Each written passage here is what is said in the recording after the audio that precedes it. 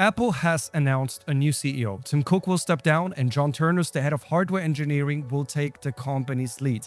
Since Cook took over from Steve Jobs in 2011, Apple's annual sales have more than doubled to over 400 billion, and the company is now worth more than $4 trillion. But the Apple that John Ternus inherits faces a massive challenge, and all of it comes down to a gamble that the company made 3 years ago. Now, when you think of AI leaders, people picture this guy or this guy, but usually not either of these two. I've spent the last few years advising companies like Google, Meta, Microsoft, as well as governments on AI strategy. They usually share the same theory of how to win in the AI race, which is build the infrastructure, train the models, and integrate artificial intelligence everywhere you can, sometimes even in too many places. But Apple has decided to do almost the opposite. And because of that, people say that it's now falling behind in AI. And the choice of John Ternus suggests that Apple intends to keep walking a different path from its rivals. Now, in this channel, I usually cover mainly the societal and economic impacts of AI, rather than, let's say, the newest iPhone leak. But because Apple's products are likely going to be the gateway through which you will experience artificial intelligence, what happens next should concern you directly. So what's the story? Let's look at the bet that Apple is making on the AI era, how its new CEO could make it win or lose, and what this all means for the next generation of products that we will live with.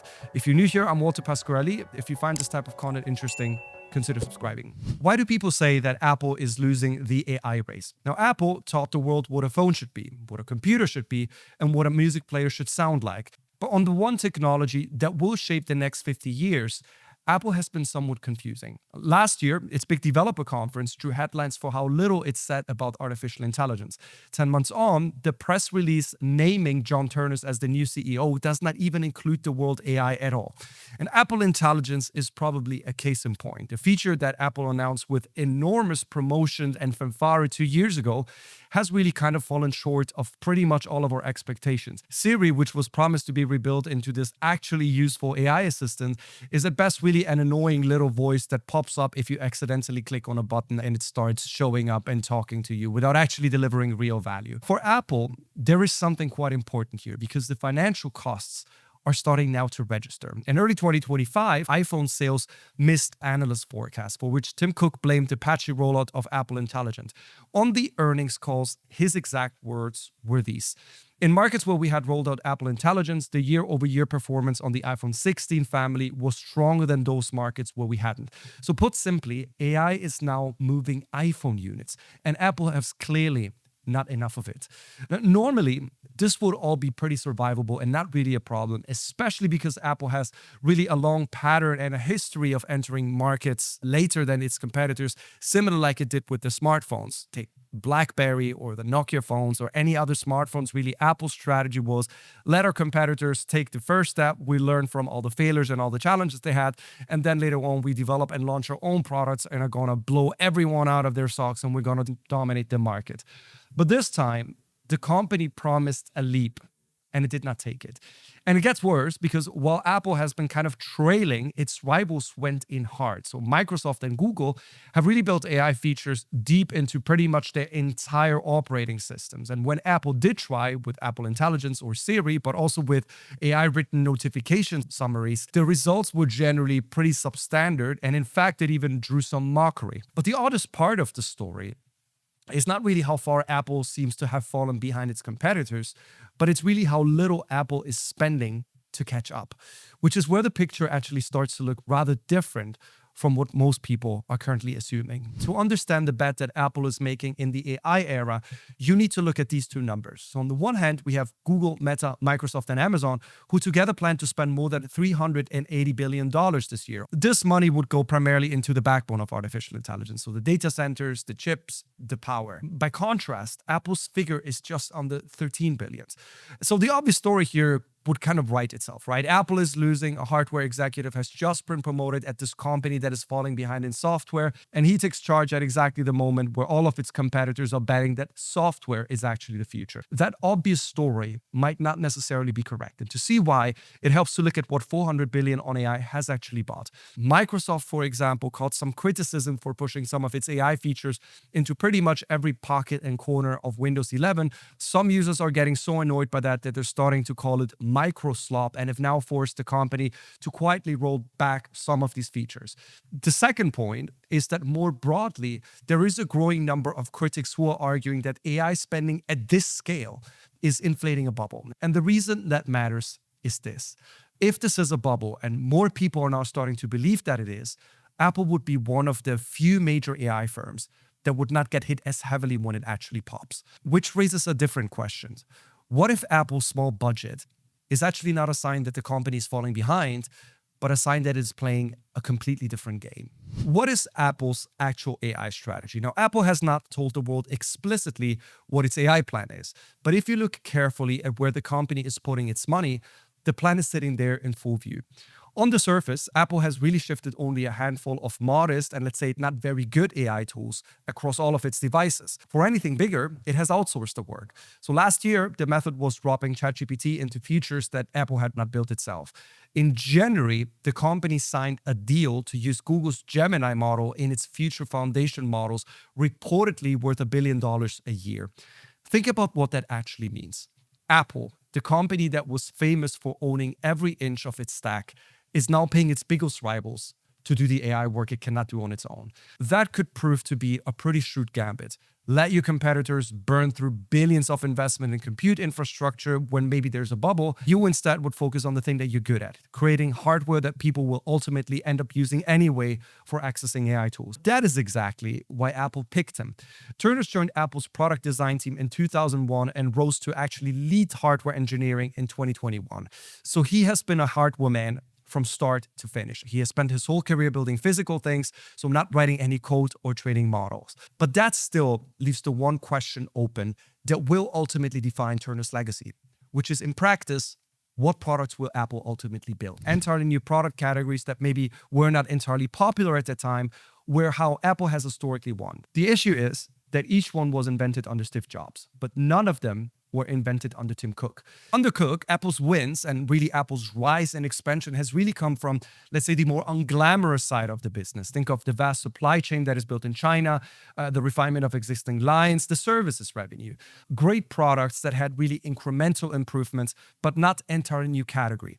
This was problematic because in the age of AI, a smartphone might not necessarily be the best device for making full use of AI's capabilities, which is why other companies that I'm going to describe in a moment have been investing so heavily in new types of hardware that would support a better AI integration. Ternus is now being hired to end that drought, and his leadership style reinforces that shift. Bloomberg reports that Ternus is expected to make decisions a lot more head-on compared to, for example, Tim Cook, who typically left product calls to other senior executives. But under Ternus, one person will make the call. The goal is to end what people inside Apple have started to call a culture of small incremental updates instead of big product bets and new product announcements, new form factors entirely, essentially. So to be fair, Apple did try this in the past year, but with pretty disastrous results, particularly through this product. The Vision Pro, Apple's $3,500 headset, has really become the clearest example how in recent years, Apple got a new product category pretty wrong. Production is halted, and marketing has been cut by more than 95%. Now, John Ternus is now supposed to change that by focusing on devices that will be designed for the AI era. Here's a list of products that Apple is preparing to ship to dominate the AI era. Now, every one of them sounds exciting.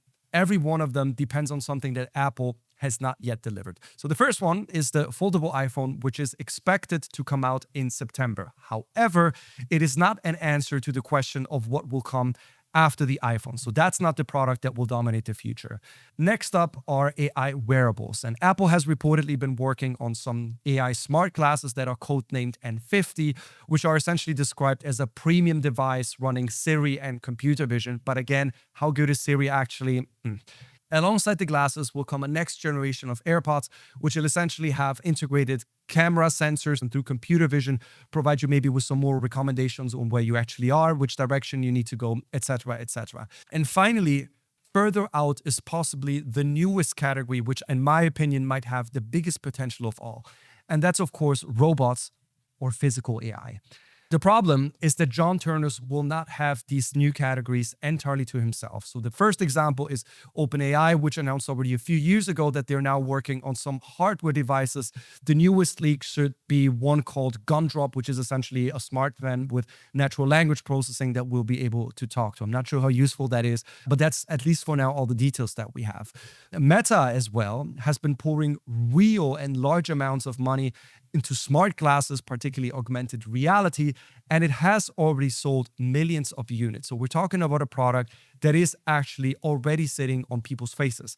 He is the guy who is meant to lead Apple in the AI era, and whether that's in software or in hardware, ultimately it means that there's first of all some catching up to do, but to maintain that position that Apple has had for the past decades, it means that he has to overtake the competitors, which means that the real test of Ternus's Apple is not really the products that are already on his desk, but is really the pipeline behind them. And that pipeline has a problem that is right at its center. Every one of these devices, whether we're talking about improved AirPods or physical AI or even a foldable iPhone, really depend on Siri being smart enough to run them. And that's exactly where the company is trailing. That creates a fundamental choice that Apple has to make that might impact its main competitive advantage. Now, Apple has spent years building privacy features into its devices, and that has really been one of the main competitive advantage compared to, for example, some of its rivals. And a lot of these rivals, they cannot simply replicate that because of the trust and the reputation that comes along with it that has taken so many years to build. Meta, for example, does not enjoy anything near that reputation. This matters enormously in AI because people already use these tools for incredibly sensitive areas in our lives. In one video that I just made here where we asked 1,500 people on what secrets they share with AI chatbots, we see that a lot of folks are actually using chatbots for conversations that border on therapy. They get a lot of advice for their mental health, for their physical health, for financial advice. So really the privacy could still be one of the main competitive advantages that Apple should double down in the next years to separate themselves and distinguish themselves in the field. But the issue is that privacy is a lot easier to guarantee when you actually own the model. It is much harder to promise when the model comes from a third party. And that is exactly the position that Apple has put itself in, where it now needs to rely on partnerships with some of its competitors and other model providers because it doesn't have sufficiently smart models itself. The one option that Apple has is to keep essentially AI on the edge. And that means essentially smaller models that will be processing data directly on device. Now that has worked in the past, but as these AI models need to become increasingly sophisticated to become useful, that might be not the approach that Apple will be able to pursue in the future. The alternative is to still go all in on building its own Siri and actually make it useful and not annoying. But for that, it would need to have a lot better compute, which it currently simply does not have. A hardware strategy in the AI era might be only as good as the software running it. And right now, Apple's software is running late. So with the whole plan laid out and with the biggest risks, hopefully by now in full view for you, there's only one question that is left.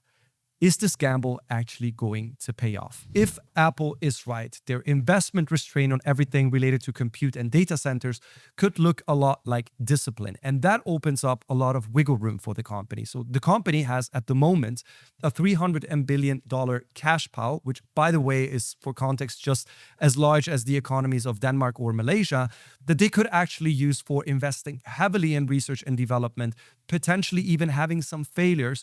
But in any case, if there were something like an AI bubble burst or anything like that, that would give them a lot more flexibility if something would happen in the larger economy. The issue is that if Apple is wrong, the picture starts to look very different. And if they would have to partner with any of the model providers, such as their biggest competitors in the large AI firm, they might actually be at risk to lose that very advantage, meaning the privacy that they had always promised to their users. The story here is not really about a question whether John Ternus is the right or the wrong man for this job, but it's really that the choice of him itself is a bet. A hardware CEO with a hardware strategy and a hardware roadmap bet against a $400 billion software arms race. That's what makes the Ternus appointment maybe one of the biggest gambles in Apple's history. The iPhone bet was placed on a category Apple could define on its own terms. But this time, Apple is betting that in the AI age, the device still matters more than the intelligence running it inside it. Thank you so much for watching. If you found this video interesting, make sure to subscribe and let me know in the comment section, do you actually think this is the right move or could this be a huge mistake? And I'll see you in the next one.